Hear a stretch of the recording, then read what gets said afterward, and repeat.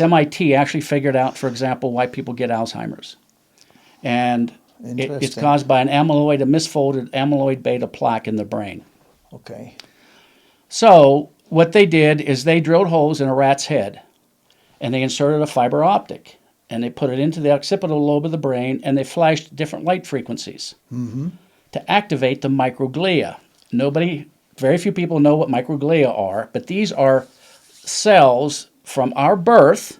They're immortal. Until our death, they live in your brain. They don't die. And they are the waste management of your brain. They swing through the neuronal forest, clean up dead cellular debris, bacteria, viruses. They're the blood-brain barrier, them and astrocytes. Well, as we get older, several things happen, but the microglia go into hibernation, and they slow down. Is there a reason behind it? There is, and it's usually inflammatory is what causes it to happen. Self-protection.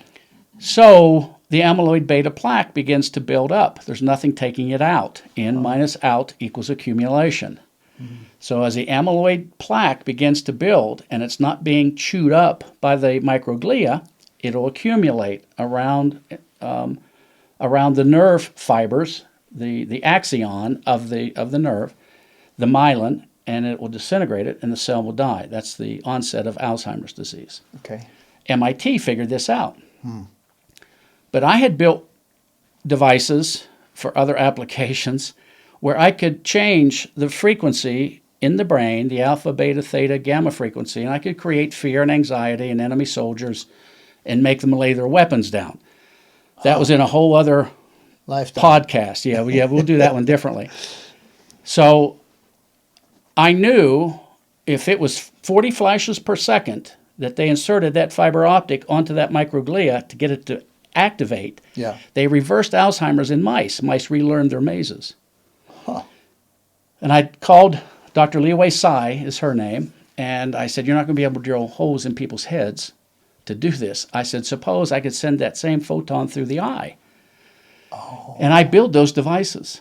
We send them all around the world to stop Alzheimer's disease. So now I can send the 40 flashes per second back, and the Alzheimer's disease stops. The microglia become very active.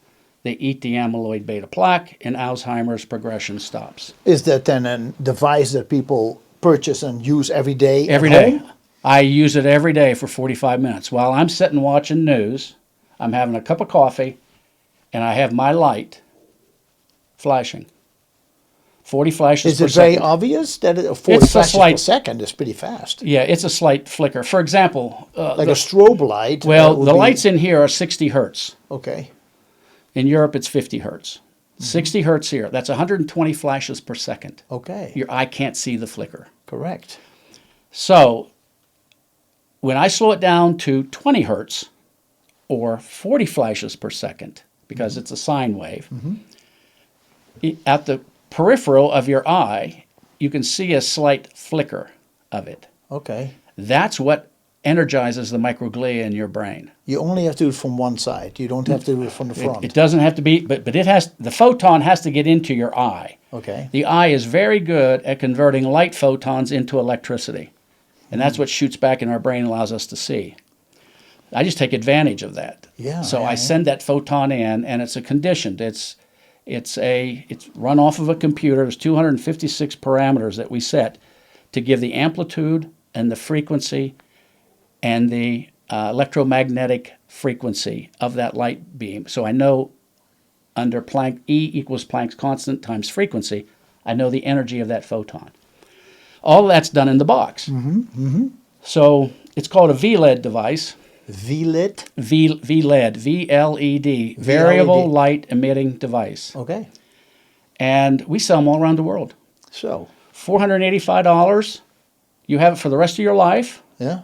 And now I've got nursing homes in their rec centers are changing their light frequencies from 60 hertz frequency to 20, and they're stopping the progression of dementia in these elderly people. Super interesting.